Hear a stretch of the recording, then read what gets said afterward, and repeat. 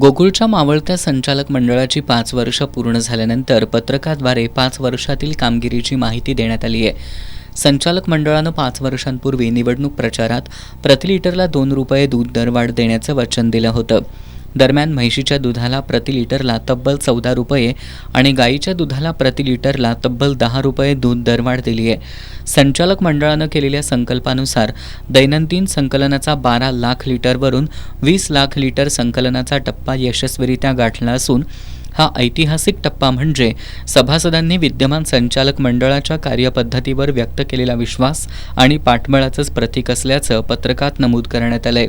संघाची वार्षिक उलाढाल 2,551 कोटींवरून 4,100 कोटींवर पोहोचली आहे. अधिकृत भागभांडवल 100 कोटींवरून 250 कोटींवर पोहोचले. गुंतवणूक 322 कोटींवरून 594 कोटींवर पोहोचली असून कायम मालमत्ता 242 कोटींवरून 339 कोटींवर पोहोचल्याची माहिती मंडळानं दिली आहे. म्हैस दूध संकलनामध्ये वाढ करण्यासाठी स्वर्गीय आनंदराव पाटील सुयेकर दूधवाढ कृती कार्यक्रम प्रभावीपणे राबवण्यात आलाय. यामुळेच 20 लाख लिटर दूध संकलनाचा ऐतिहासिक टप्पा गाठण्यात संघाला यश मिळालं. अंतिम दूध दर फरक वाढवताना म्हशीच्या दूध दरातील फरक 2 रुपये 5 पैशांवरून 2.25 रुपये केला. गाईच्या दूध दरातील फरक 1 रुपये 5 पैशांवरून 2.25 रुपये केला. दुग्धजन्य पदार्थांची विक्री ही वार्षिक 50 कोटींवरून 125 कोटींपर्यंत पोहोचली आहे, अशी माहिती पत्रकात देण्यात आली.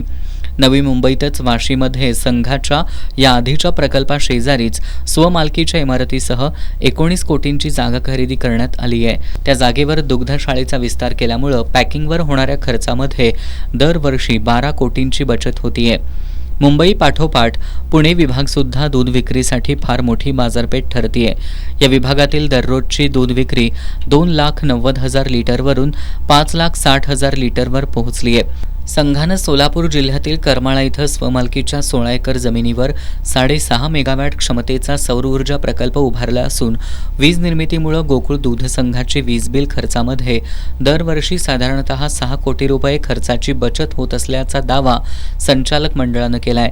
गोकुळ दूध संघावरील नोकर भरती संदर्भात होत असलेले आरोप धादांत खोटा आणि अपुऱ्या माहितीवर असल्याचं स्पष्ट केलंय.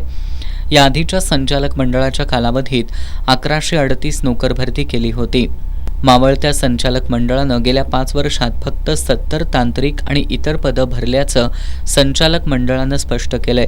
एकूणच 4 मे रोजी मुदत संपणाऱ्या संचालक मंडळानं आपल्या कार्यकाळात गोकुळ दूध संघाच्या इतिहासात सर्वोत्तम कामगिरी करत दूध उत्पादकांना न्याय दिला असल्याचं प्रसिद्धी पत्रकाद्वारे स्पष्ट केलंय.